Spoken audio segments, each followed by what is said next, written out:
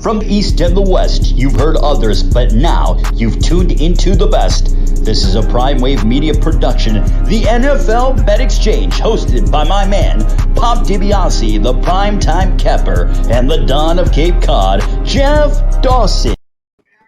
What's up, world? It's the one and only Pop DiBiase, the primetime capper. And I'm feeling good. I'm feeling great. And it is time for another episode of NFL Bet Exchange. And I do have my co-host to the left of me, and that's going to be the Don of Cape Cod himself, Mr. Jeff Dawson, reporting from from his beautiful estate.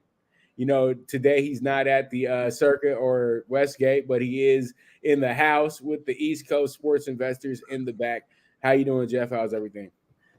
Doing good, Pops. It's basically getting ready for Thanksgiving week. We do our yearly Sunday Thanksgiving dinner for all our friends and family at our place on Sunday. Celebrate my wife's birthday after, and then it's a short week, obviously, with the holiday on Thursday. So many sports going on at once. World Cup starts on Monday. Just too much it's almost like an overload.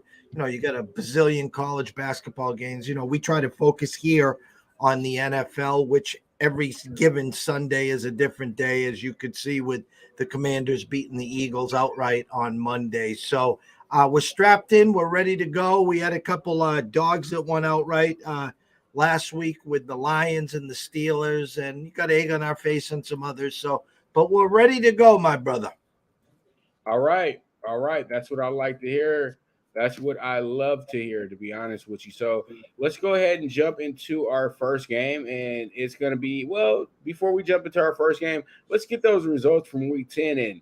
Last week, we had 14 games. I went 8-6. Jeff went 7-7. Jeff still has the overall lead for the season as well, too. So if you've been following Jeff's picks, you've absolutely got your bankroll nice. You are buying everybody hot dogs at the South Point right now. That's all because of Jeff, all right? And me, on the other hand, we buying hot dogs. We doing all right. We doing good. But we've had a couple good steak dinners as well, too, this week because we done popped 3 dogs. And then the Commanders, as we said on the show last week, a very smart dog bet for Monday, fun bet if you wanted it, 5-1 hitter. Then we come back the next night with Bowling Green. And then last night we just top it off with Western Michigan. You know what I mean? So, you know, it is what it is. So when we say follow what we talk about, we follow what we talk about because we do win here. All right, so let's talk about TNF. We got Titans and the Packers. And the Packers coming in here finally got themselves a win after struggling mightily as well, too. The Packers, they lost 5 in a row, Jeff, from the start of the season. And then the craziest part about it is nobody talked about this. Nobody has said anything about this. But the Titans have started the season off 0-2. They've lost 1 game since that point. So they're 6-1 since going 0-2 to start the year off. And also, Jeff, they're 7-2 against the spread right now. One of the better teams in the NFL when it comes to that. And actually, believe it or not, they have a very impressive record on the road as well too when it comes to being the against the spread. They're 4-1.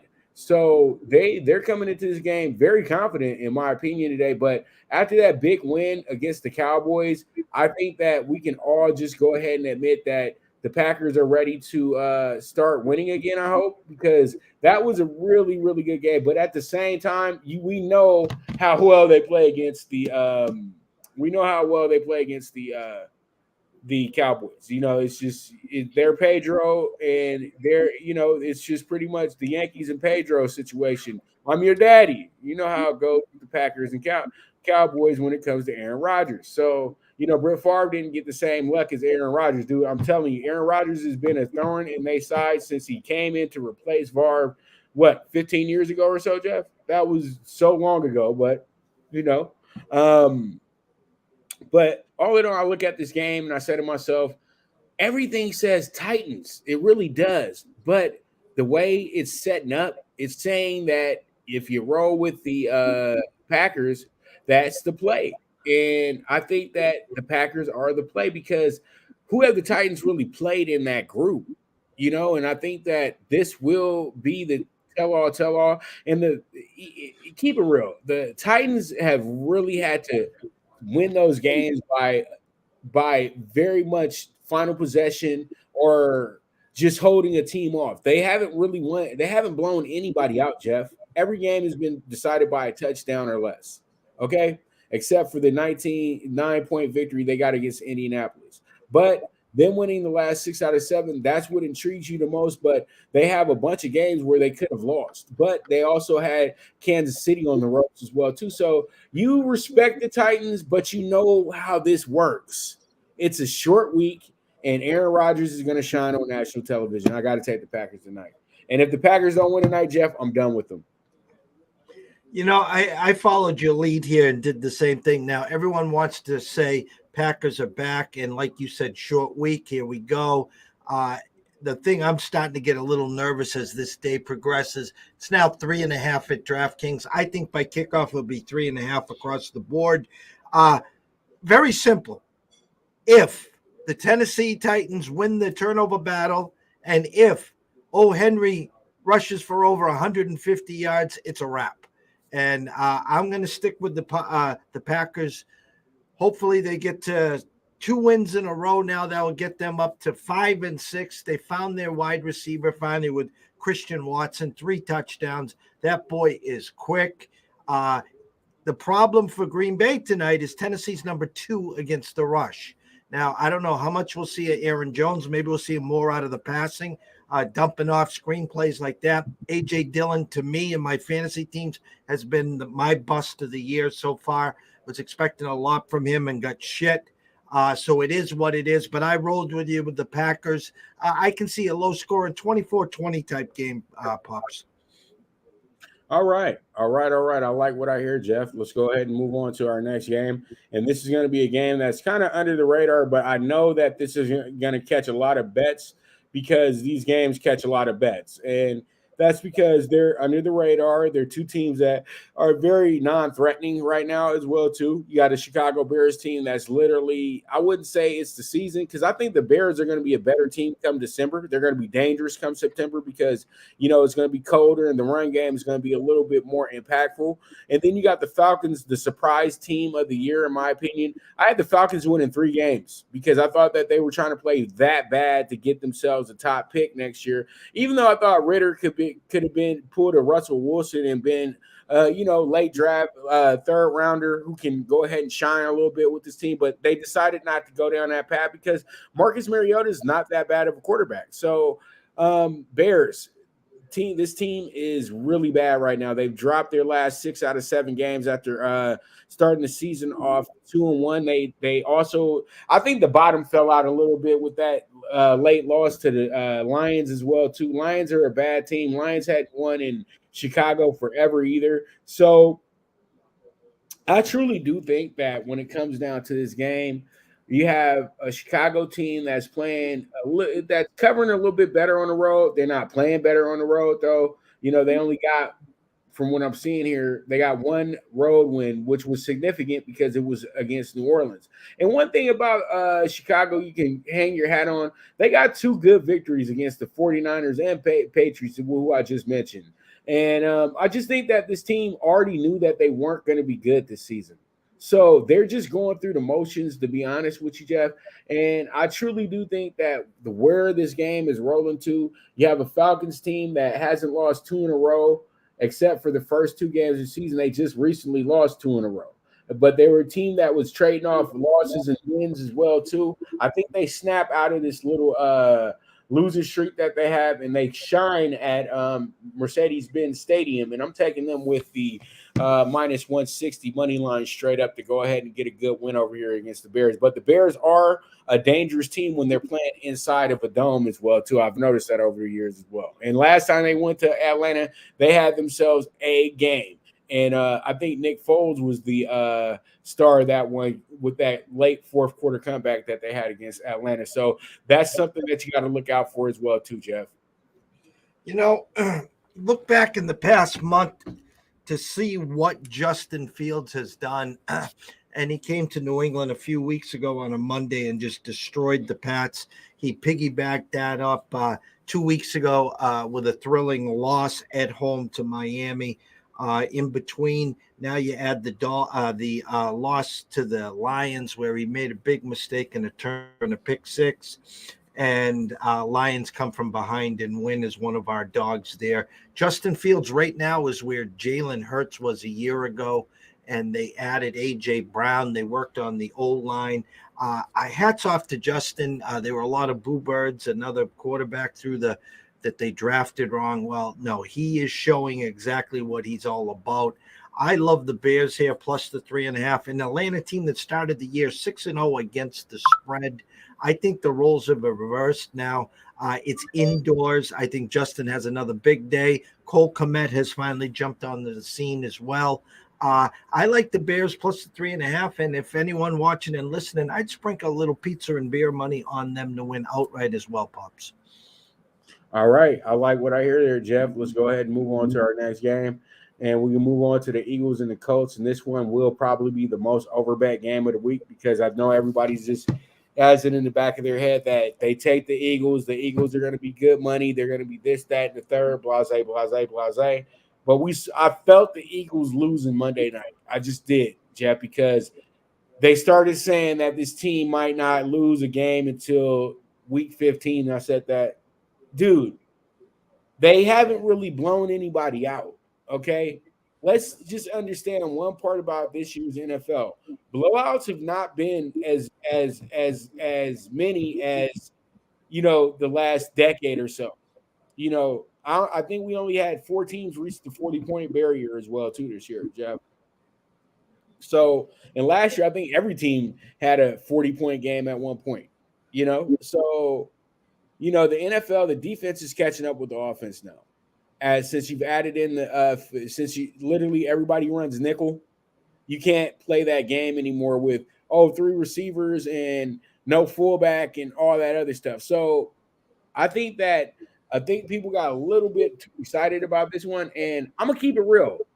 I never was a hater on Jeff Saturday. I thought it was stupid, a silly idea, but I know that Irsay has like a boys club, and if it would have either been him or Peyton, to be honest with you. And he's not the first owner that went out of his way to bring in a former player that had nothing going on the sideline over there and was not a part, straight out the Jerry Buss playbook, bringing in Magic Johnson to coach the team. You know what I mean? And I think that he wanted to have a stir up, a shake up, because Jeff Saturday is not an interim coach. That's their new head coach. You know what I mean? He's going to be the coach next year too. So, a lot of people made it a situation that didn't need to be. Yeah, that's cool. Reggie Wayne's on the sideline, man. And that's cool. But at the end of the day, these coaches weren't doing anything that was helping this team win. So they needed to have a whole new outside voice to help them out. And I think that the Colts, believe it or not, they're so irrelevant that you can't even get mad at the moves that they make, to be honest with you, because they're not going to win a Super Bowl. They're not going to make the playoffs. It's just a move Irsay had to make sure his team was relevant, because who cares about the Indianapolis Colts? Seriously, the Colts, Jaguars, Cardinals, these teams are really niche teams, in my opinion, Jeff. Think about it. Tennessee Titans as well, too.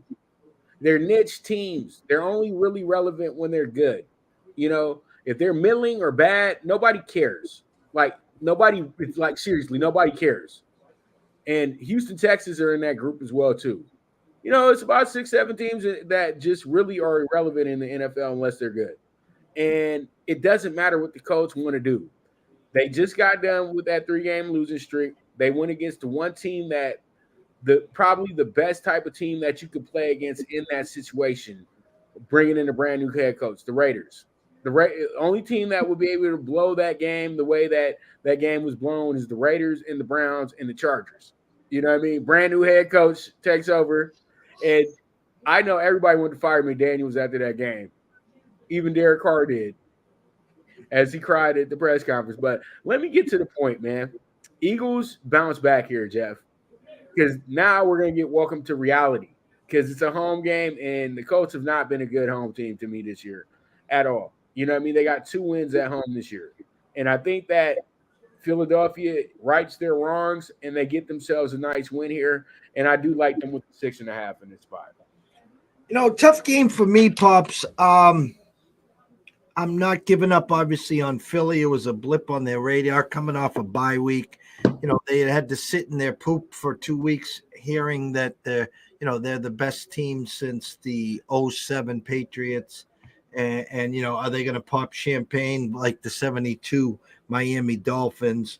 And now they travel to Indianapolis. And what has Philly struggled with the most? And that's stopping the run. So in comes Jeff Saturday. He says, in goes Matt Ryan. Jonathan Taylor's healthy. They put together a nice game plan to defeat your Raiders.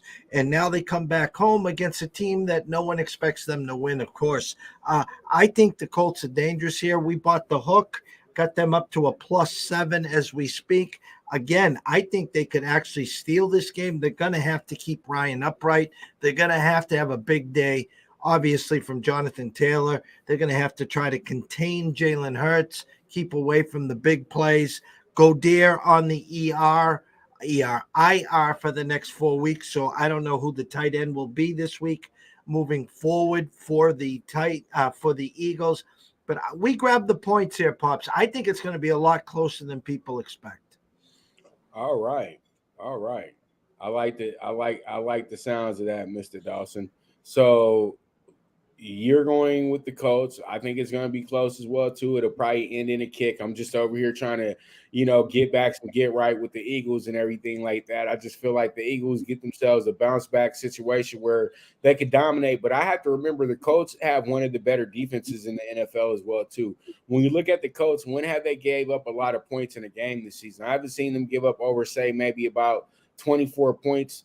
But like maybe once or twice this year. A lot of games have ended in single digits and things like that as well, too. And you know what? They do have a very marquee win over the Chiefs. That's why I just really didn't understand Wright getting fired. Because what were your expectations, Irsay? That's my biggest question. Like, what were your expectations? You went and got Matt Ryan, dog.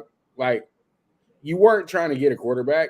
Like, you got Matt Ryan because you really knew that you weren't going to be that good this season. And Matt Ryan was already not good he was already falling off heavy in Atlanta, so it is what it is. But it's funny though, Saturday puts them right in the game. They get a win because Saturday just knew Saturday is smart enough to know I'm not going to put our better option on the bench for the rest of the season. What are you doing here? He can help us get the first pick in the draft by just being up under center. All right, so we got Jets and Patriots, the funnest rivalry in the Northeast, Jeff. It's been one-sided, though, to be honest with you. And the Pats got their big win again. And Jets are probably the least talked about 6-3 team. Everybody's just waiting for when they're going to be sorry again, to be honest with you. But let's keep it real, man. Much props to the Jets, man. Clap it up, standing applause for this team. You did not expect this team to be 5-1 after starting the season 1-2. You know what I mean? Really should have started the season 0-3, to be honest with you. And they were able to get that comeback win against the Browns. And I think that absolutely sparked everything for this team this season.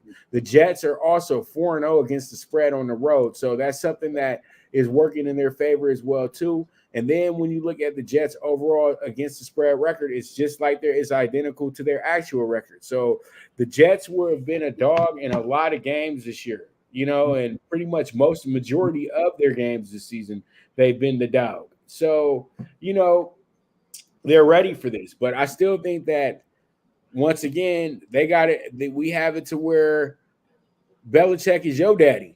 You know what I mean? And it's been proven over the years because you had a coach literally lose sleep at night about the Patriots. That was Ryan. Now he's working on ESPN looking like being a goofball. So, I truly do think that when you have a team in the Jets that are playing a lot better than we all assume that they would be, there does have to be the bottom out point, and they are starting to catch some injuries. Patriots, on the other hand, after a 1-3 start on the season, they've won their last 4 out of 5. And when I look at the Patriots' second half of the season coming up, Jeff, this team does have a way into the playoffs in a sense, but they do have it tough though. After they play the Jets today, after they play the Jets on Sunday, it's going to be tough. Minnesota, Buffalo, Arizona, well, Raiders, that's going to be an emotional game. And then you got Cincinnati, and then you got Miami, and then you got Buffalo again. So, yeah, it's going to be tough for the Patriots moving forward. But they got Belichick, man. And, Belichick going to get you right. I think, though, this will be the end of whatever momentum the Jets had, because them taking a week off is going to affect everything with this group. And I really do like the Pats with the 2.5. I should have just took the 3 because the Pats are going to win this game by 10 or better. Your thoughts? You're right. The Patriots have had great success against the Jets. It's a tough game. Again, this is the season for the Pats. A loss to the Jets would get them back to 500, and then again, the Jets would now catapult to 7-3 versus 5-5. With the Patriots now 2 games behind the Jets, and obviously the Dolphins and the Bills. It will be interesting to see. Defensively, the Pats have had great success over young quarterbacks, and they've had, they went into New York a few weeks ago and took care of business when they were struggling. Now they've had a week off. They're ready to roll. I expect the Pats early and often. I expect them to win. We took them in the money line just in case it gets to a field goal fest. Vegas has got this around 21-17. I don't see the Jets getting more than 17. I could see them in the 10-13 spot. I think the Pats defense will dominate, and I do expect a rather comfortable win by the Patriots. All right. Okay, so there it is. We have ourselves our first segments done and out the way. So you guys stay tuned. This is the NFL Bet Exchange with your host, Pop DiBiase, the primetime capper, and the Don of Cape Cod himself, Mr. Jeff Dawson, and we will be right back.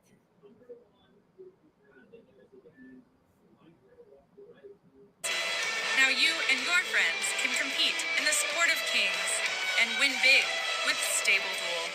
Get the app, pick your horses, and get in on the thrill of horse racing with daily games competing against other players.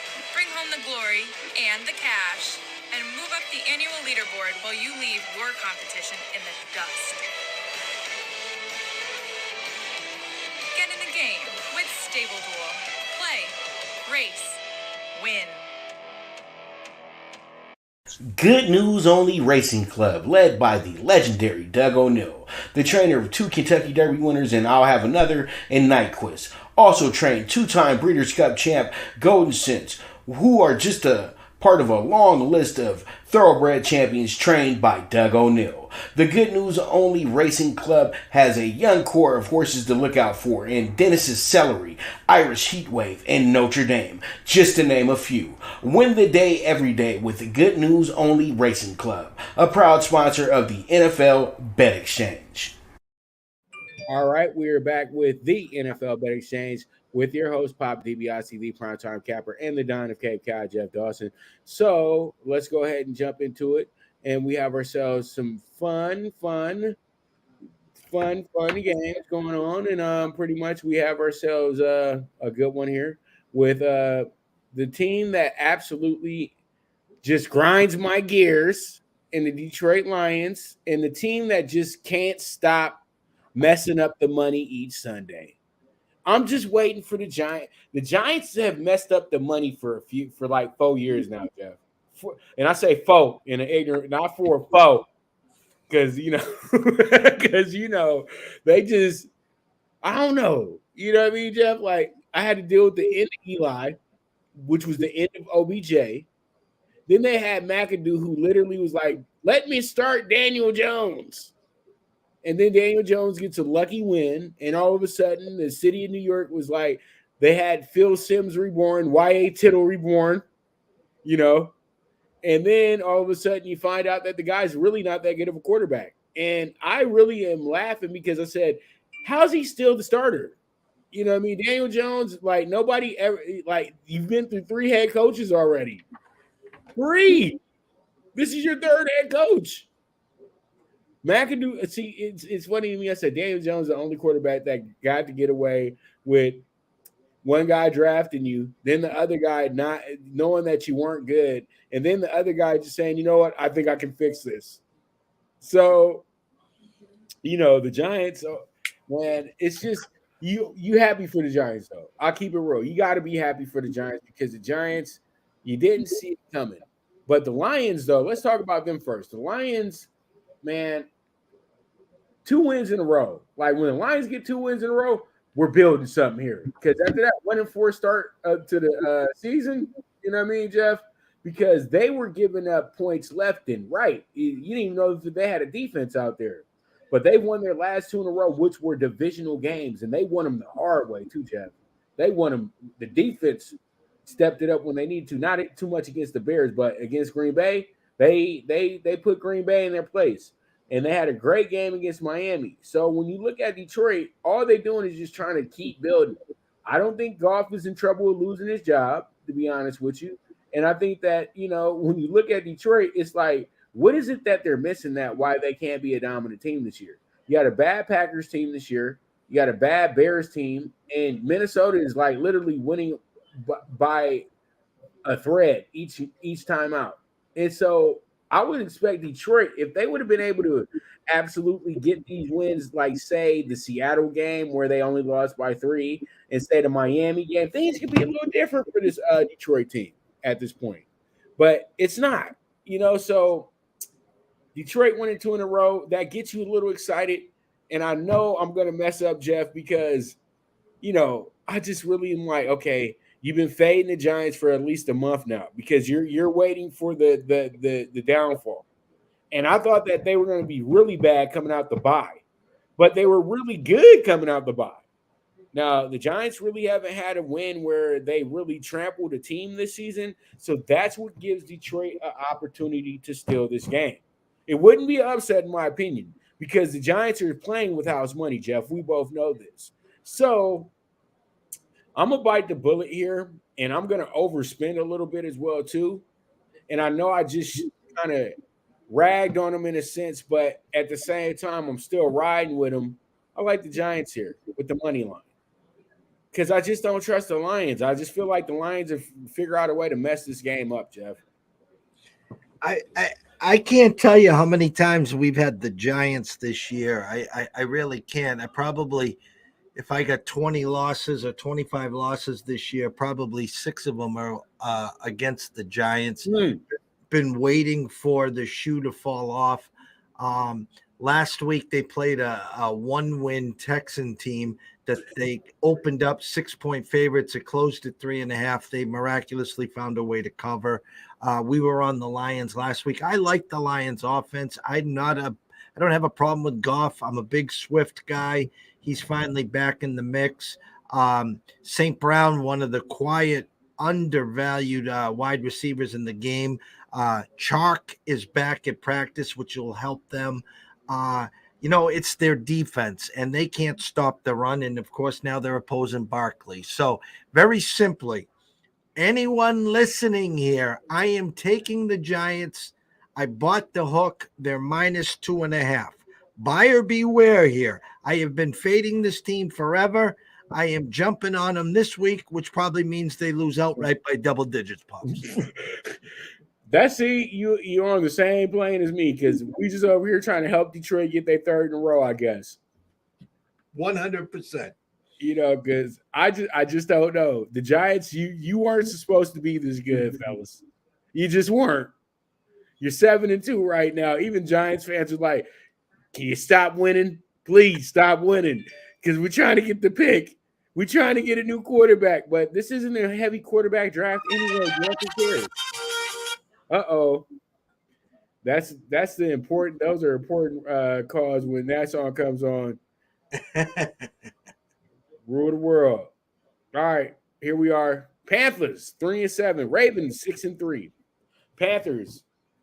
This is the one team that is just the last 2 seasons they just been trying to figure it out. Just who wants to play quarterback this week? You know what I mean? They even had to go back, cut Cam Newton, then had to bring Cam Newton back. You know what I mean? You know, this Panthers team is an absolute show. Now, if anybody is playing for a quarterback, it's these guys. You know, they got a good one against Atlanta, 25-15. And you know, they have played. See, that's the thing about the Panthers, Jeff. They'll have a stretch where they're playing good football. Okay. And then they'll have a stretch where they just get destroyed. I'm looking at their games in three game situations. Okay, first 3 games they go 1-2. Okay, and then they play really good games in the first 3 games. Then they lose 3 in a row, all double-digit losses. Then they dominate Tampa Bay in a divisional game. Then they come back around, lose by 3. Then they lose to Cincinnati. They got gutted by Cincinnati. We saw that game. Cincinnati dropped 35 in the first half, so that one was over early. And then they win by 10 against Atlanta, a team that they should have beat. So this team could be 4-6 right now, Jeff. And really, they could be 5. They could really be 5-4 because they could have beat the Browns and the Giants to start the season off. So they're not as bad as the record says they are, but they're still a bad team. You know what I mean? So I'm just saying this because I like the Ravens in this spot to win the game, but I don't like the Ravens to cover because the Ravens are going to figure out a way to kind of overlook them a little bit. And the Ravens defense isn't A1 anymore. It's those days of Ray Lewis, Peter Boulware, Ed Reed, Chris McAllister. Those days are done. That's over with. They showed week 2 that defense can be Swiss cheese with the right quarterback in place and the right scheme in place. So the Panthers can figure out a way to run the ball and keep this thing close and keep the points down low. They'll easily cover this plus 13, Jeff. You know, in comes Baker Mayfield, a Raven team that is coming off a bye, 6-3, and I don't think they've actually caught their stride. It sounds like Mark Andrews will be back. They're basically a very dangerous team moving forward. The line is inflated, unfortunately. I'm trying to look at my numbers right now as we speak, and my eyes are deceiving me. We're out. Oh, there we are. It's up to 13, probably 13 and a half in a few spots to boot. I think it's early and often for Lamar and company. Maybe you get that pick 6 on the Baker Mayfield side or something. Listen, I think the Panthers have some weapons. I got Dunta Foreman on one of my teams, and I can't even get him into my lineup. He's behind McCaffrey, Kamara, Sanders, and you know, he's only scoring 19 to 20 points a week in fantasy. No one behind him, and I can't find a way to get him in there. So I think the Ravens find a way. I wouldn't be surprised to see a nice, you know, strong first half from Mayfield. Don't forget, you know, he's seen the Ravens a million times. So, but at the end, I think the Ravens are standing. I think they win between 17 and 20 pups. All right. I like to hear that. I really do. And I think that they are good, but I think they only win by 10 though, Jeff. You know, I wouldn't be shocked. Pops, I would not be shocked because these big numbers haven't been coming in. I mean, let's be realistic. We just, again, saw it on Monday, different circumstances here. You know, teams off of the bye last week looked real sluggish. You had the Dallas team. You had the Philly team. I think there was another team, too, off a bye that looked sluggish. So the 49ers just held on, put it that way. So I don't have any problem taking the points here at all, Pops. And we just have to understand the odds makers are in a bad spot this season because this is such a season where games are very unpredictable. So they're going off of how you're betting. So if they made the Niners and the Chargers a pick 'em like it should have really been, then everybody would have been pro Niners. And then literally you going 90% over 10%. But when you make it 7, okay, we'll bust it down 50-50, 60-40, Chargers, whatever. You know what I mean? But people have to understand if they made the line a 6.5, everybody's taking it with the Ravens. Everybody. But when you make it a 13, it gives them some action on the Panthers as well, too. You know what I mean? Because they want to get more action on the loser because they have to make up for the money that you put out for the money line. Just a little betting 101 for y'all. You know what I mean? Because the so-called fly-by-night guys, the so-called cool cappers, they never explain this to you because they don't understand how odds makers think. They only understand how Stephen A. Smith thinks. And Shannon Sharp and Skip Bayless. And those guys are kicking a lot of nonsense.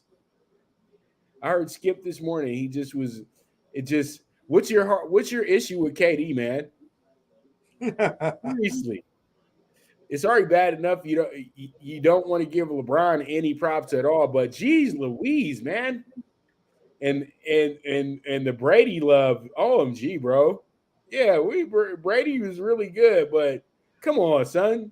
Let's just keep it real. The first 2 Super Bowls, Brady was just a pretty face, but that defense and that running game got them that Super Bowl, and Belichick's 30 years of coaching as well, too, man. I would call Tom Brady the greatest game manager of all time, Jeff. That's what I'll give him. But when it comes down to really tossing that rock, you ain't Marino. You ain't Montana. You ain't Elway. You're more like a Steve Grogan, man, in my opinion. When it comes down to real skills, he's pretty above average. I know I'm going to get a lot of flack for that one because winning is everything. But I said Otto Graham won a lot too, but you're not going to call him the greatest quarterback of all time. All right, so we got the Commanders and the Texans. And the Texans are the greatest tryhard. I just really hate the fact that the Commanders are literally an expansion team, so I can't ever get a good graphic on them unless it's the Redskins. It's terrible how bad it became when they weren't the Redskins anymore. Everything got very difficult to do with the Commanders. So let me be quick here because I've been over talking a little bit. And this game is really a pass-by game easily. I don't believe anything the Texans are doing. The Texans have lost me too much money over the last few weeks, and I'm gonna keep it real. I've been on the. I believe in the Commanders. I truly do, Jeff. I truly do believe in them.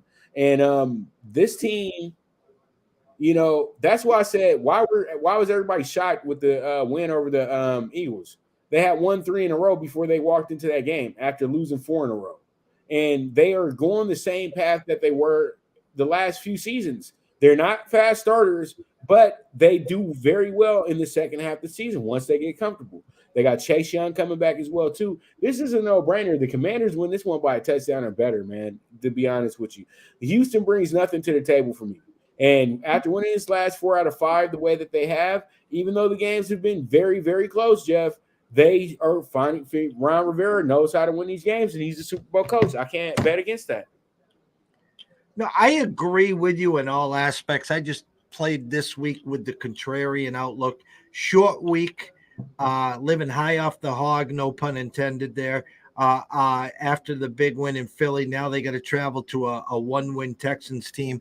I think the number comes in real short. It's only 3.5. Maybe the Texans keep it close. Maybe they could steal one.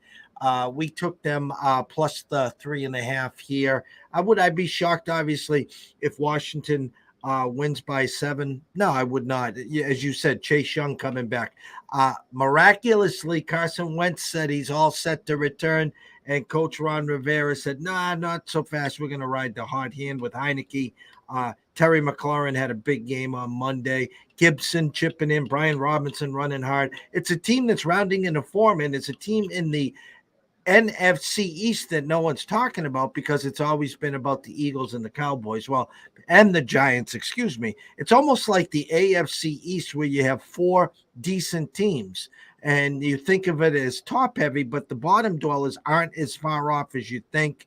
The Commanders are right there. We're picking the upset here, plus the 3.5. And again, probably egg on our face next Thursday or Wednesday or Tuesday, whenever we have our show.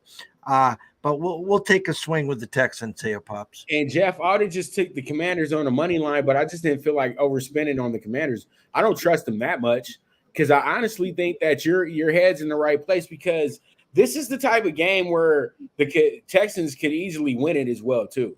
You know what I mean? Because the Commanders are a good story right now, but they got a lot of issues over there as well too. But they're playing much better football, and I will say this: this will be a tough outcome December when they got to play in these divisional games. They're going to give the Giants issues. They're going to give the Eagles another issue, and they'll definitely give the old boy Cowboys, the old rival Cowboys, issues as well too. Because when the Cowboys come to DC, they try to go double hard to beat them in DC. You know that, Jeff. You know how much DC, you know how much the DMV fans hate the Cowboys. Like, they hate them with a passion. All right, so let's move on and talk about a game that was significant a few years back when they both played in the NFC Championship game, 2019. I remember this game, 2018 actually. I remember the game very well because I couldn't watch it. I was living in Vegas at the time, but we were grocery shopping. I didn't get to really watch the game until they made the final field goal to actually go to the Super Bowl. So you got this team in the Rams that are just and I had to go into the third degree on the Rams yesterday, and I just want to get your thoughts real quick on it once we send it over to you. But I think that the Rams are throwing in the white towel as we speak. But I think, though, that they got to continue to try to keep winning games. Why? Because you got the most expensive stadium in football. Why? Because you got the highest paid coach in football. Why? Because you got the highest paid defensive player in football. Why? Because you got one of the most you got the highest paid wide receiver, highest paid quarterback. Do I need to keep going on, Jeff, on who's the highest paid with the Rams? And they are looking like a Beverly Hills diva right now that can't find that husband has left him at the house all by themselves. They ain't got no money to pay the bills because they look awful. And Jeff, I told you guys this from the beginning of the season. This team was going to be satisfied with where they were at when they won the Super Bowl. And we all know the Super Bowl got handed to them as well too. Run the tape back. And the refs really played a big part in that. They literally almost ended the NFL with that game. Seriously. Nobody. I've never seen a championship game get settled like that. And my thing is like this. I want to get your opinion because Carton was the one who threw it out there yesterday. And then it just became a news story. Sean McVay is thinking about possibly bailing out of this thing if it doesn't get better. And I said to myself, no, Sean. You can't get out of this, bro. You done messed the room up, and you can't have somebody else clean the room up now. You begged them to bring in OBJ. You begged them to bring in Von Miller. You put the team in a bad position when you traded for Matt Stafford. You knew Matt Stafford was damaged goods. And you're going to sit up here and say that you're getting tired of coaching and you're younger than me and you got all the energy in the world. I think that I call possum on him. I think that, as I always say, this is what happens when your coach thinks he's the biggest star on the team. At the end of the day, Sean McVay has always set himself up for this situation because he overcoaches, he overthinks, and then he always is egotistical when it comes down to, the real nuances of this thing. And I truly do feel like now, since you're not successful, I'm tired now. And it's a rough business. And blah, blah, blah, blah, blah, blah, blah, blah, blah. Nobody. You made Stan Kroenke spend a lot of money. Now you got to sit up in here and you got to play with the roster that you do have because the Rams ain't got no money to go get nobody. And they want to get Von Miller back, couldn't do that because they couldn't pay him. Want to get OBJ back, couldn't pay him because you guys paid Matt Stafford. Why? And why?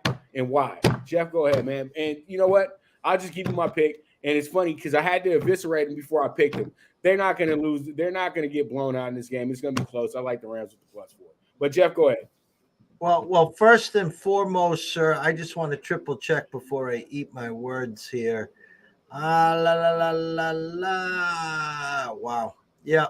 Um. You know what? I'm going to just say it this way. There's 32 teams in the NFL. 31 of them wish they were the Rams. Why? You went all in and you won the Super Bowl. There are teams dying for a chance, not just to get to the Super Bowl, but win the Super Bowl.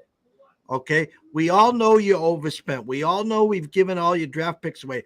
Our buddy Craig Medeiros is doing cartwheels. Why?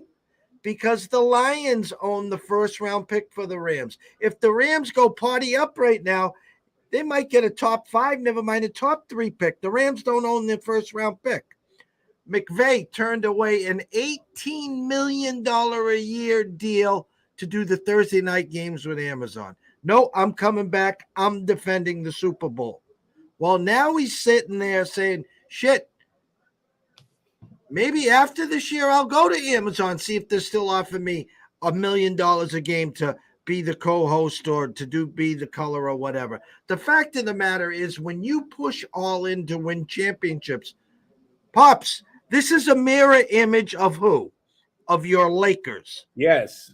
Your Lakers did the same thing. You got a title with LeBron. Now you got to sit in your shit, and this is what it is. So it's tough. It's the NFL. It is what it is.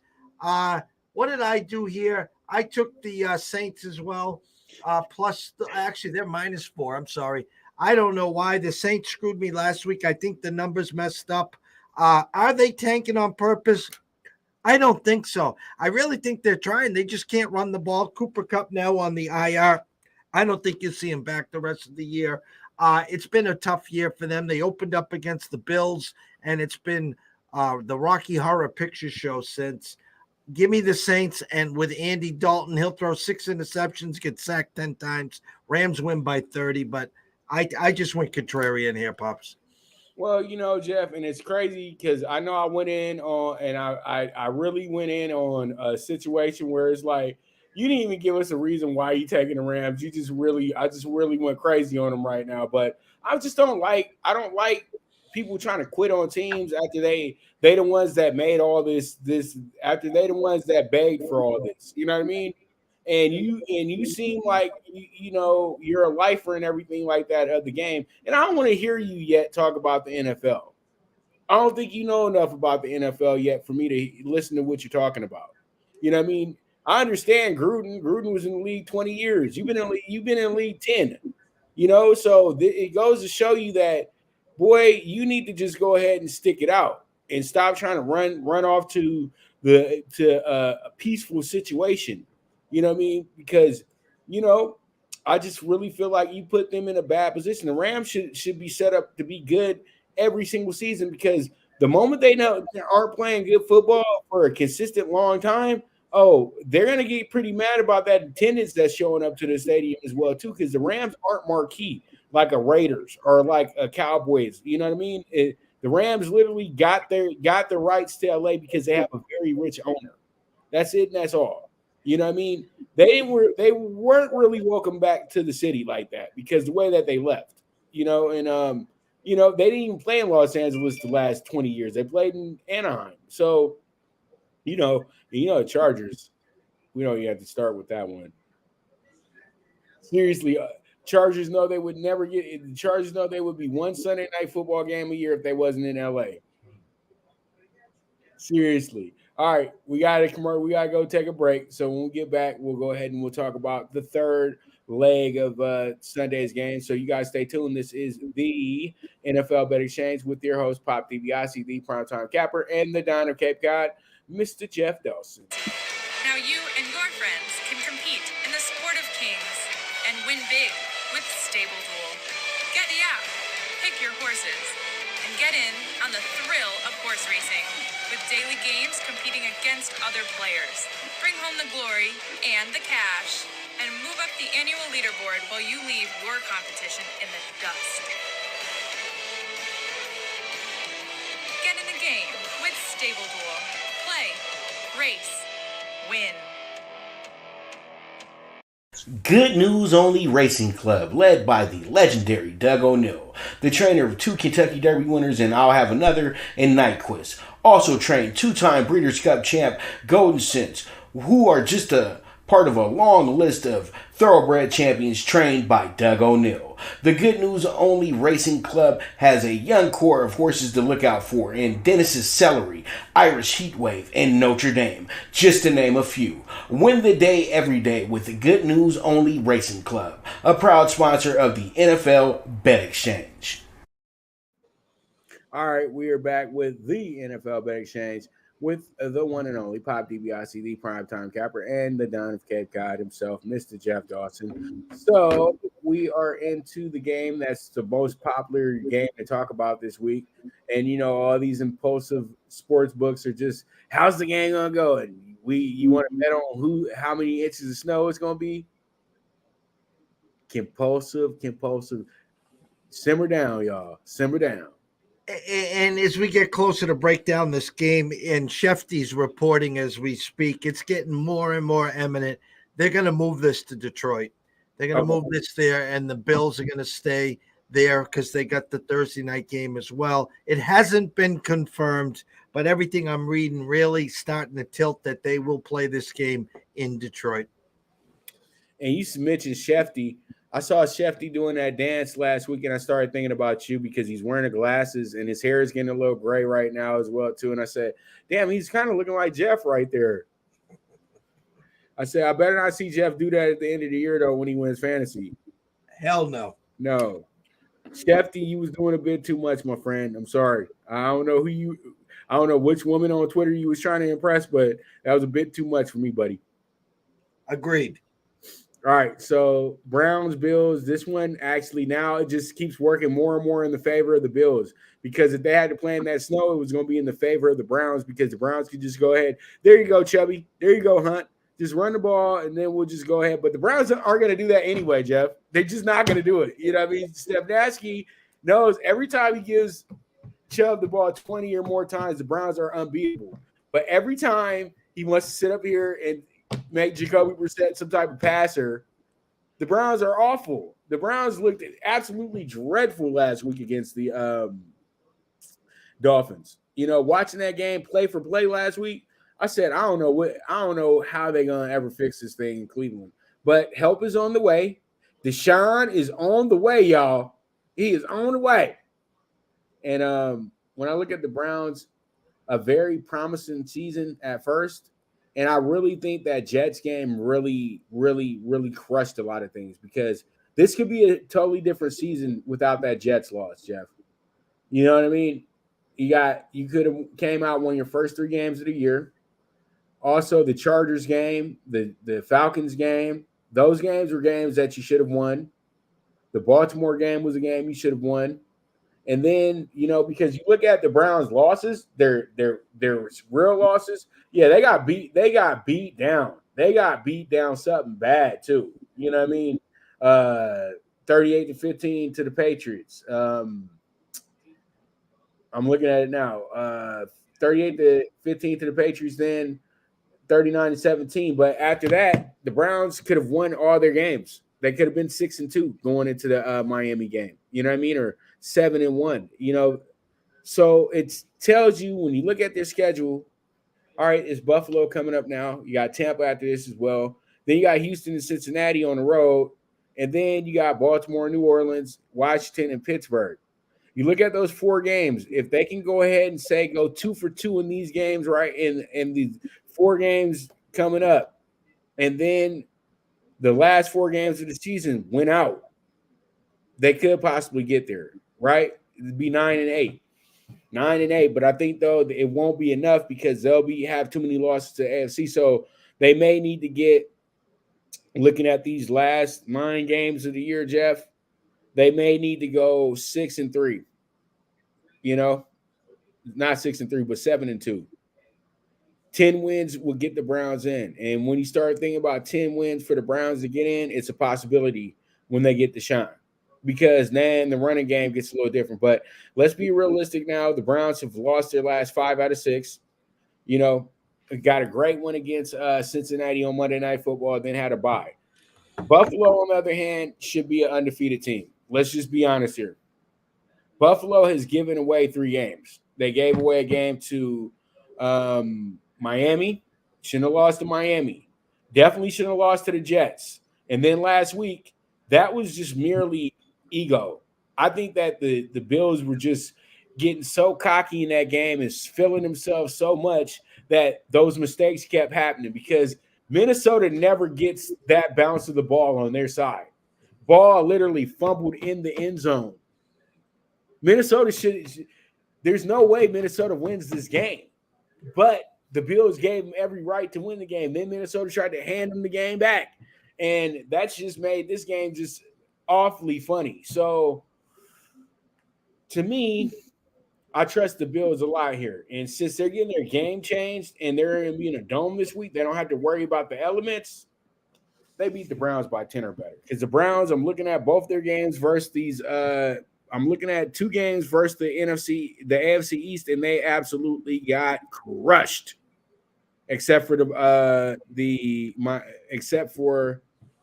got crushed in both of the games because I can't even look up a game that they did good in. Yeah, the Jets game. That's it.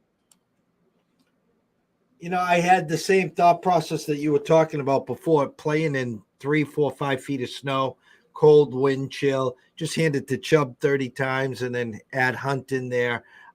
Listen, if they're playing in a controlled environment in a dome in 70-degree heat, the Bills got 10 days to get right the ship, and the Browns will be the first whipping post.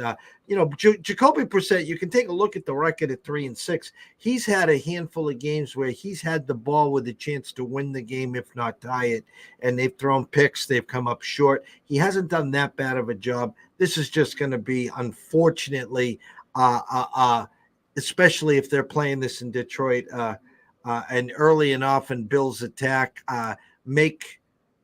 let's correct the mistakes. The 9 interceptions the last 2 weeks by Allen, yada, yada, yada. But I written down here, I got Browns +8. I'll keep with it, but I can see the Bills winning by 17 or more. They can write their own score in this game, Pops, if they're playing in a controlled setting. All right. I like what I hear with that, and we'll see how it goes. But if the Browns get the win here, the Bills are going to be put on. The Bills are going to be, oh, God, I don't think that they're going to be able to do anything. But the Bills are still my Super Bowl favorite. I don't care what anybody says, because when the playoffs come around, that team is going to be a little bit different. And nobody really wants to play in Buffalo in January. Let's keep it real. But the more and more that they're not winning games, the more and more that they're not getting their way of having, the home field advantage. So we'll see how it goes. All right. So let me go ahead, and we're going to get to this Raider game, but I don't know how the Raider graphic isn't up right now, but we got it. Just give me a second. The Raiders, mount up. All right. Raiders, Broncos, 2 very bad teams this season. And literally, their coach said, and you see, I didn't even put the spread on here, Jeff. Who cares? You know what I mean? Who cares? Like, literally, who cares? So I look at this game and I tell myself that the Raiders have already whooped up on the Broncos this year. The Broncos know that they need a lot more help to help Russell Wilson out, probably a better coach. But I think Russell Wilson will probably be moved this offseason. I think that's the case right there, Jeff. I think that there is a team out there that would love him to come on down. And I think that team is called the Houston Texans. Houston Texans, they ain't going to give up no big-time draft picks or anything, but they'll trade for his contract, I think. You know what I mean? Houston Texans is nice, and that'd be a nice place for him and his wife to be at as well, too. But let's be realistic here. The Raiders are funny, Jeff, because they'll lose 3 in a row, then win, then lose, then win, then lose 3 in a row. And you look at the Raiders' losses. The Raiders have 1 bad loss this season. 1 bad loss. That was 24-0 against New Orleans. The rest of these games, the Raiders could have easily won. All right? And I keep telling myself this every week in and week out. And they keep losing.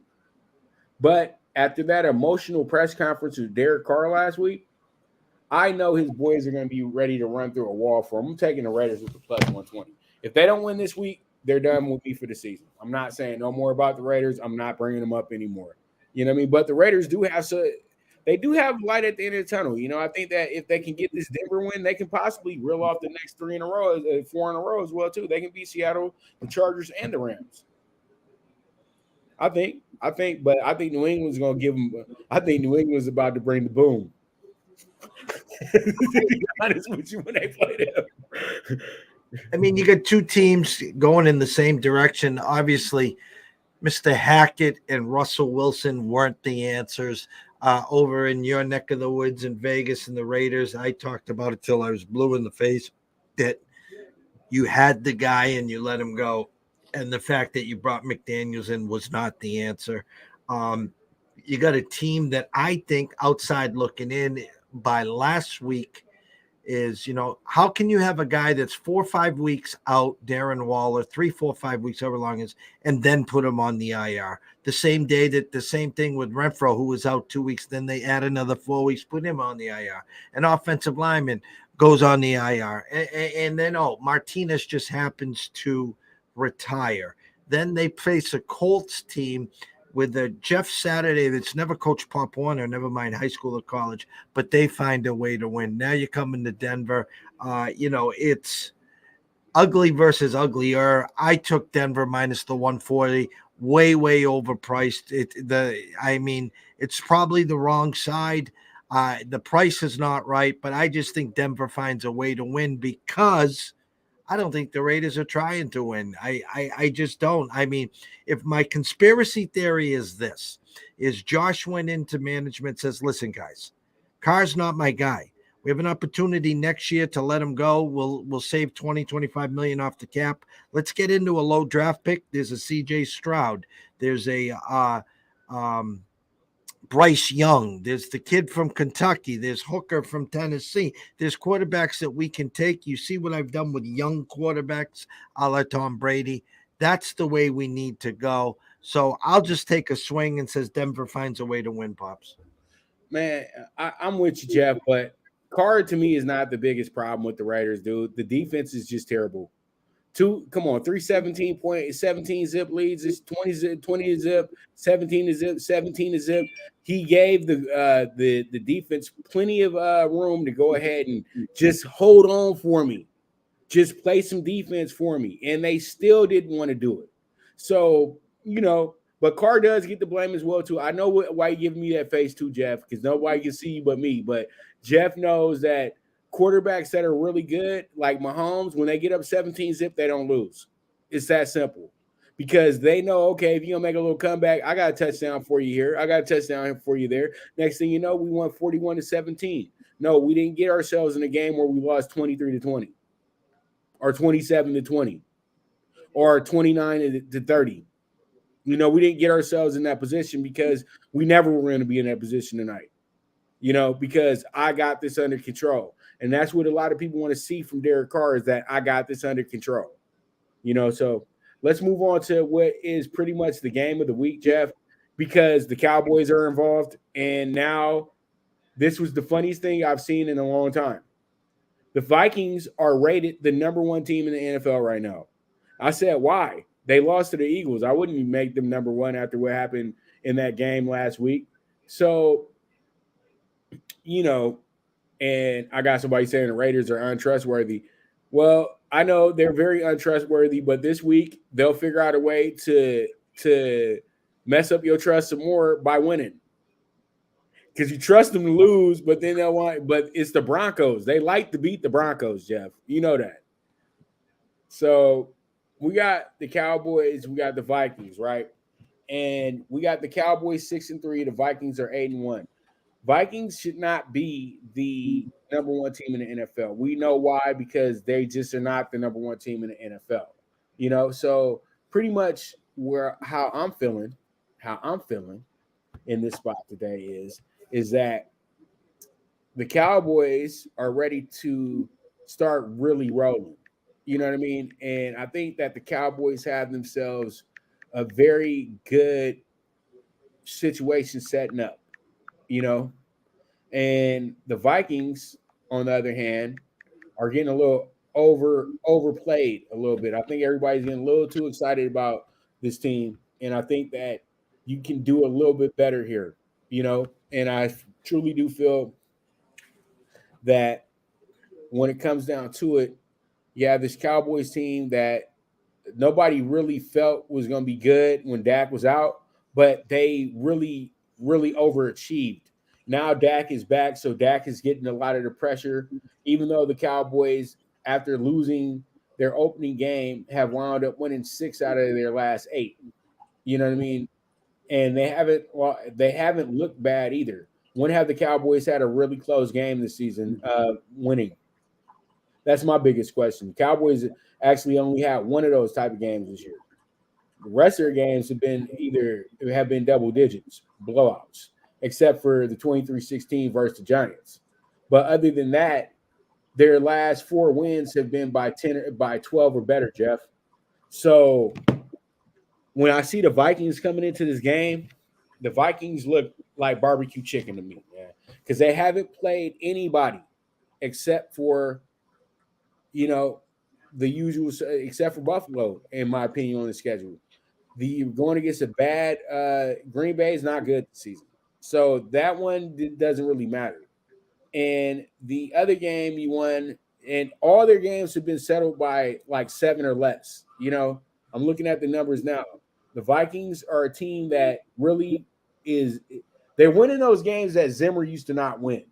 So I think that all in all, when it comes down to it, I really truly do like the Cowboys much more in this spot. I'm gonna take them with the -120 because this was the game that kind of changed the season last time they played against each other when the Cowboys were having a bad year. Dalton was the quarterback, and he wound up figuring out a way to beat the Vikings, and then everything just kind of turned on. Even though they still missed the playoffs, everything turned on at that point. I just think that they have a real hold over the Vikings. I think that hold is going to continue as well too.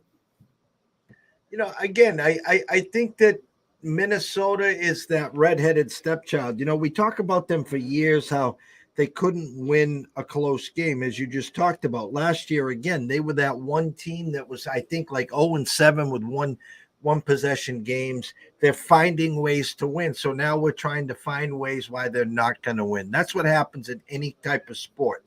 When you've won 5 in a row, we want to be the guy that's holding the golden ticket to tell you why you're not going to win the 6th in a row. And when you've lost 7 in a row, we're going to say, well, why you're going to win and not lose 8 in a row. I followed the lead here as well. And the only reason I did was because of the opening number. Again, I think in true power rankings that Minnesota should be 1.5. But I think Vegas thought, well, shit, we can open up Dallas 1.5, and they're still going to get the Minnesota money anyways. Both teams play on Thanksgiving Day. Listen, I tell you what, you're going to call me crazy here. There's an opportunity here for Minnesota to win 2 close ones here, one against Dallas and one against the Patriots. They're on the primetime next Thursday night. Or if they don't wake up, they could lose both games to Dallas and the Patriots. So I followed your lead with Dallas. I'm not comfortable with it. Everyone talks about the Eagles, how the Eagles are 8-1. No one talks about the Vikings, how they're 8-1 as well. So if the Eagles somehow lost in Indy and the Vikings somehow won against Dallas, there'd be a new number 1 seed right now in the NFC. Do I expect that to happen? Probably not. But no one's talking about it either, Pops. And I'm Jeff. I'm going to be crazy right now. Neither one of them are going to be the 1 seed. They're both going to have shitty Decembers. Pardon my French. I see bad Decembers coming up for both of them. Listen, overbets. I'm going to just say this. The Eagles are equipped. They just signed Sue while we were on the show. So they picked up 2 defensive guys in the last 2 days. They're pulling the Rams right now. We're going to go get as many bodies as we can. Listen, if you got to go into Philly in January with that crowd, I mean, the one concern that I would have is the experience with Jalen Hurts. What can he do on that big stage? We know about what Kirk Cousins has done in that big stage. I personally think the team to beat is going to be the 49ers as they get healthier and healthier. Jimmy's gone to a Super Bowl before. He was within 15 minutes of winning a Super Bowl. In comes Tom, who's won 2 in a row. Now, do they start to put things together in a weak division? Does Aaron Rodgers win today, now win 2 in a row? Now they're back in the conversation. So a long, long way to go. A lot of bumps potentially for the teams being hunted right now. The Eagles, the Vikings. So I think you're pretty spot on, Pops. All right. Okay, so let's move on and talk about one of the better rivalries in the NFL, and that's going to be the Steelers and the Bengals. Oh, golly. We got the little brothers, the little brothers versus the rude neighbor. Pittsburgh is always the rude neighbor. They're not big brother, they're not your uncle, they're just your rude neighbor. You know what I mean? And they were your rude neighbor, and they were always winning things, had a good job, and all that good stuff in front of you, Browns and Bengals, for such a long time. But now it's your time to start just whooping their butt. But you know what? The Steelers got one of the biggest upsets of the season opening day against the Bengals. And so you have a Bengals team who has to come into a place that is a house of horrors for them over the years.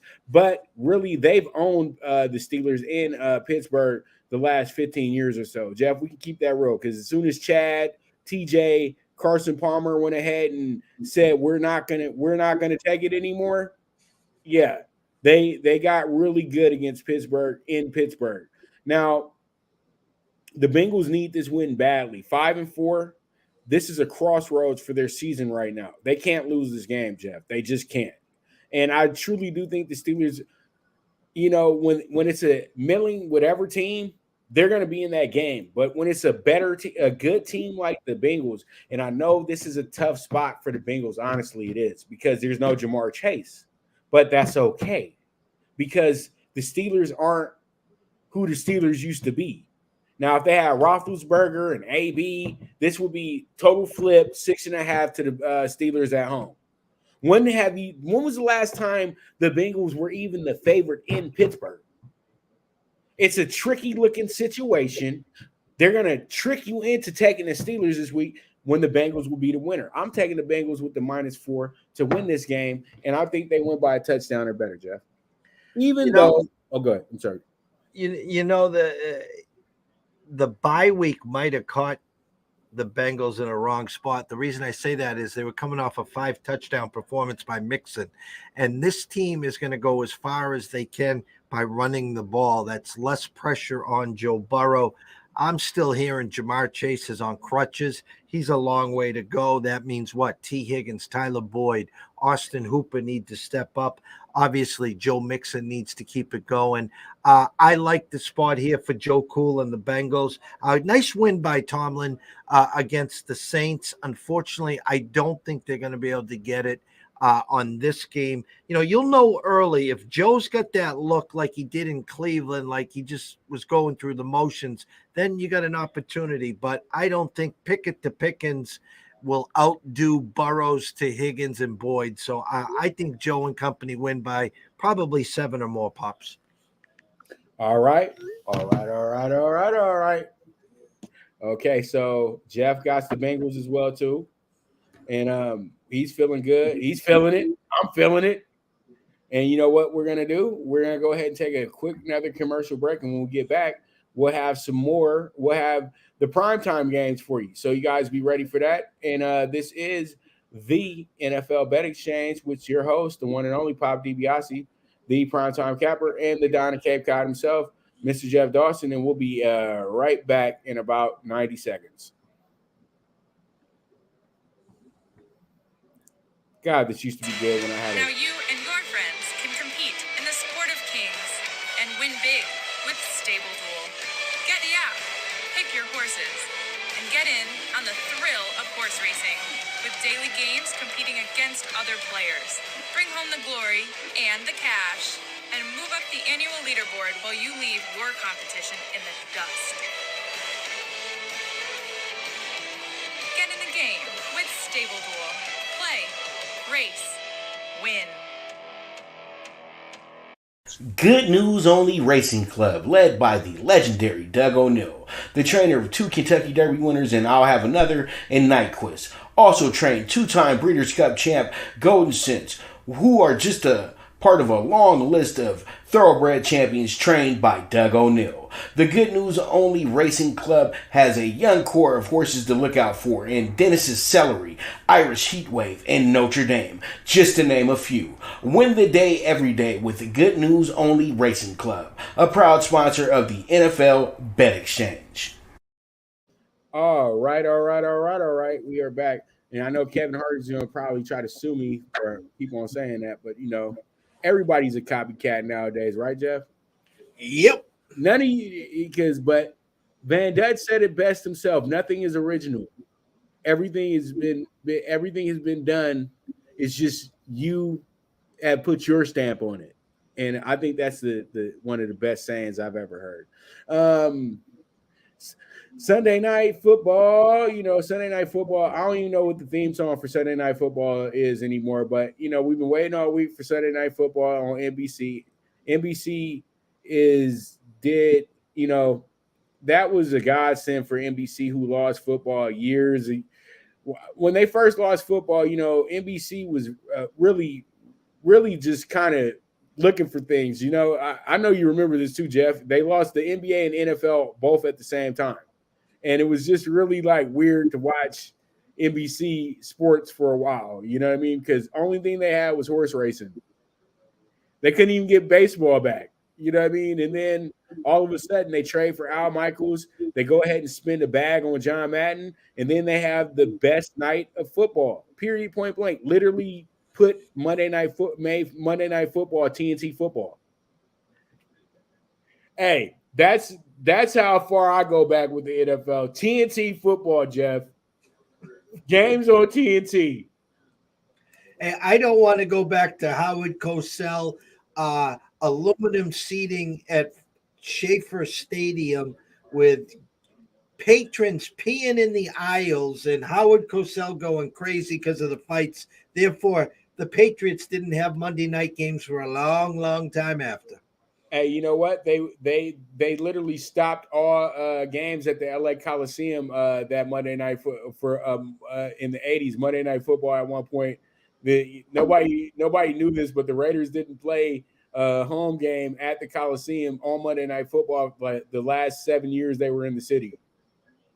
There was a big robbery during the game, Jeff. So literally the street dudes walked in there and they went ahead and just robbed the cash register. Almost like the movie The Town at Fenway Park. Right. Let me hurry up though. These are our last 2 games, and I don't want to go too over. We're already over our hour. So we have what I call another crossroads game. And the Chargers, man, I wanted the Chargers to be better. I wanted to be wrong about the Chargers. I thought the 10-1 was great. You get Khalil Mack in the offseason to go with Joey Bosa. That automatically makes you a Super Bowl contender. Then you got Derwin James, but this defense is still not good, Jeff, at the end of the day. They still can't just hold. Yeah, I'm looking at it now, Jeff.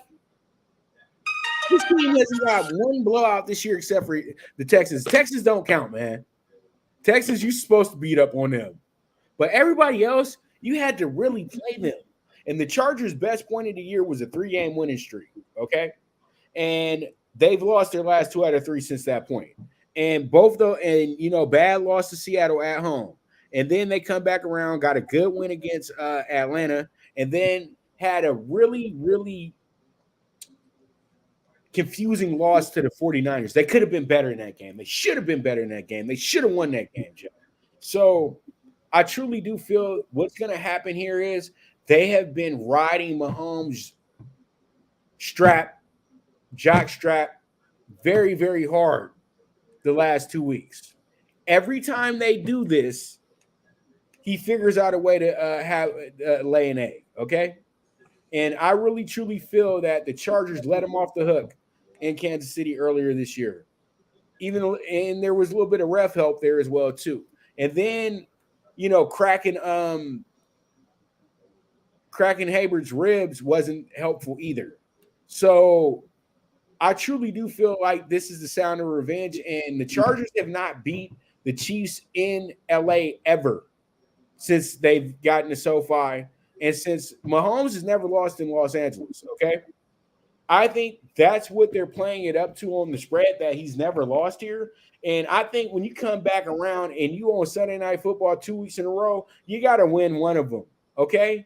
And I think by them being at home, they do. And this winds up being the good news only dog bet of the week, Chargers plus 220. Let's get it. Let's go. Let's go, Herbert. That's what I'm talking about. No Keenan Allen, but it's all good. Let's go. Keenan Allen's there, though, right? Yeah, Keenan Allen should be there. No, you might get Big Mike. Listen, you asked what the problems with the Chargers are. Very simply, it's injuries. It's going on in the NFL where these guys are not playing for pay, meaning they've signed contracts. They get hurt. They see when their bye week is. They make it a couple more weeks. Here's a perfect example. Keenan Allen pulls a hamstring. He's out for a couple weeks. I'm going to wait till the bye week. Well, during the bye week, supposedly, he re-injured it. The guy hasn't played in almost 2 months. Big Mike follows his scene. J.C. Jackson out for the year. Everyone is getting hurt there. So your strong defense is on the field a lot more than they're supposed to because Herbert's got no one to throw it to other than DeAndre Carter, Joshua Palmer, maybe an Everett Higbee, whatever the tight end's name is there. But the fact of the matter is it's going to be a down year for the Chargers. Kansas City, business as usual. I think they're licking the chops because of the hiccups that Buffalo's had the last couple weeks. Mahomes looks like MVP Mahomes again. Listen, Juju got absolutely laid out. I don't expect to see him back this week. They brought in Kadarius Toney, who has now just stepped right in to Kels, Hardman, whoever else, the backfield, the CEH, Pacheco, McKinnon, defense getting stronger. I think the Chiefs roll here. I bought the hook down to 5.5. I think they win by double digits, Pops. All right. I like it, Jeff. I like it. And, I have more Chargers talk on my show sometime next week. Because, I always talk about LA teams and the Raiders on my show as well, too. But I don't know. The Raiders might not be getting too much more airtime. I can't talk about 2-8 teams, bro. I just can't. I got to talk about teams that are in the mix. You know what I mean? So it is what it is. All right. So let's move on to our next game. And it's going to be in Viva Mexico. Oh, boy. And you know what? Let's get into our history books. This was the first matchup ever in Mexico. Cardinals and the 49ers 25 years ago. Irrelevant preseason game. Now they're playing in the regular season. I think this is the second time San Francisco and Arizona met up in Mexico. And I think it would have been the Raiders this week against the Broncos, but this one's a better call because Arizona Arizona needs a little bit of attention, because they got Kyler, but the team's still irrelevant. But I still think they hate their coach. That's definitely. Kingsbury's days are numbered. I feel they are very numbered because he's overpaid. He's never been the coach that got the results that warranted that money. Now they're going to be able to just go ahead and move on from him. This team has not been good at all this season. After going 2-2, Jeff, this team has lost 4 out of 6. Okay, and they try. They're in the games, but it's just not enough at the end of the day. But they always play San Francisco good. They really do. And San Francisco's in for a tough game this week because they're gonna be in overbet, Jeff. Overbetted like they're gonna be really overbetted because your Niners are not gonna be good until December.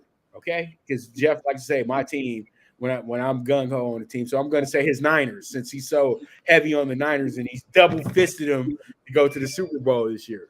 So I think, all in all, when I look at this, I see a team in the Niners that are only 2-2 in their that are 2-2 in their last four, right?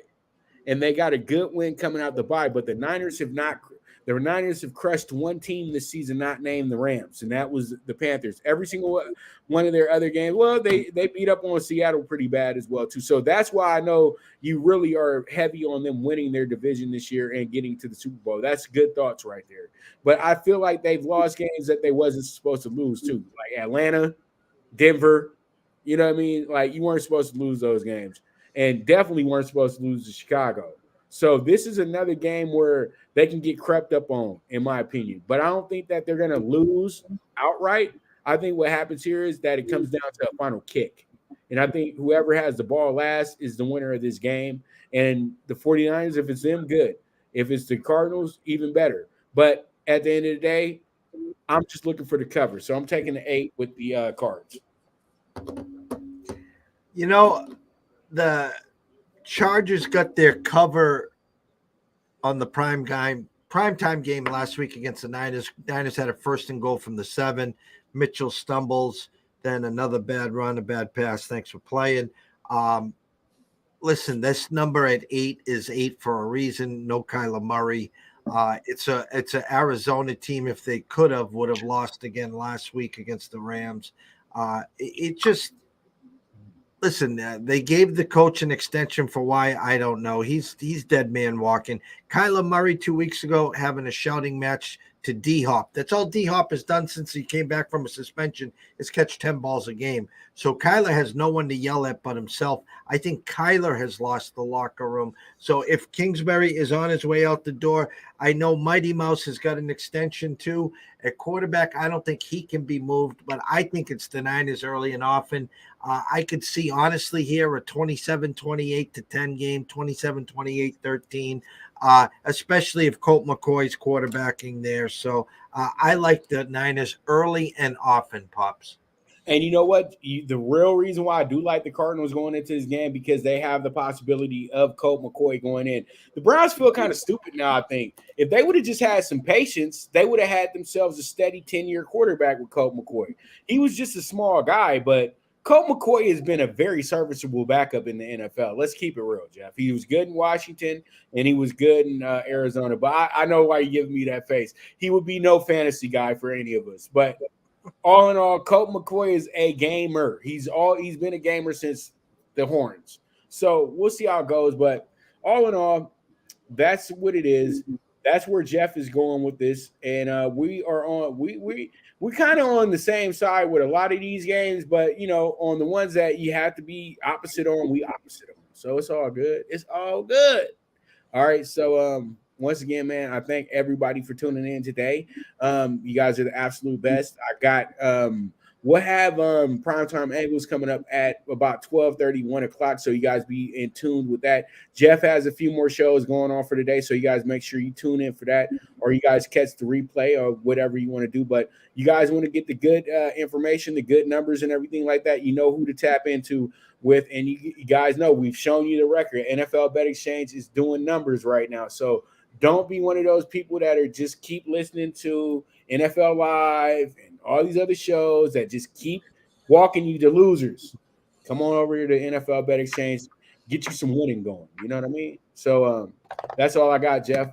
Your final thoughts. Yeah, we're already at week 12, Thanksgiving week next week. So we'll probably see if we can do it on Tuesday or Wednesday to get everyone set up for the holiday on Thursday. It's been a blessing. It's been an honor. Again, we just keep on putting out information, content. You listen fine. If you don't, well, that's your loss, not ours. You're losing money. It's all good. I mean, we're the OGs here. We've been back before Twitter had 2 T's, trust me. And right. So if you want to follow me, go to Twitter at EC Sports Invest. You can run over to my website at eastcoastsportsinvestors.com or send me an email at eastcoastsportsinvestors@gmail.com. And always be smart. You know, don't push all in. Go replay this tape. It's an hour and a half long. Pick and choose what you like, what you don't like. Sprinkle in a little on a couple dogs and have a day and live for tomorrow. And that's what it's all about. Don't let them bury you on. Don't let them bury you in the first half of the of Sundays. All right, and don't get buried tonight.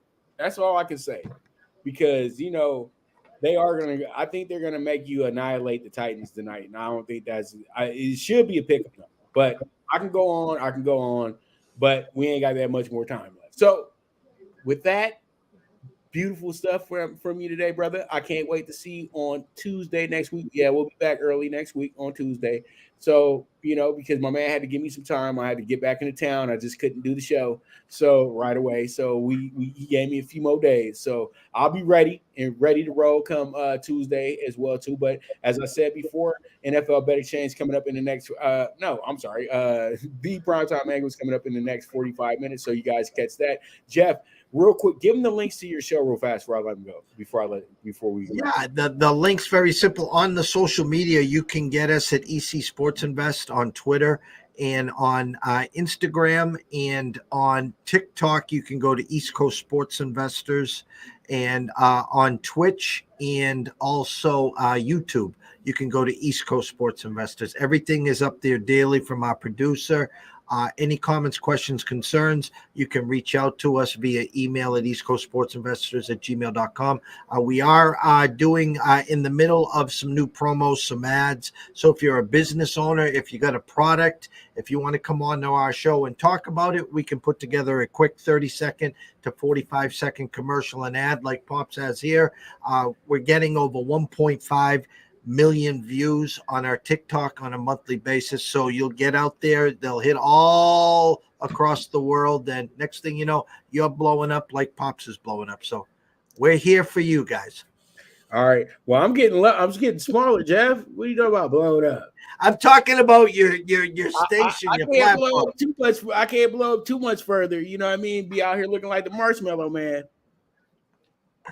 All right, man. That's it. Jeff, we got to go. You guys know what time it is. The NFL Bet Exchange, and we are out of here. Where's that damn outro at? Thank you for tuning in to the NFL Bet Exchange, where the sharpest bets are laid. This show was produced by the Prime Wave Media Group.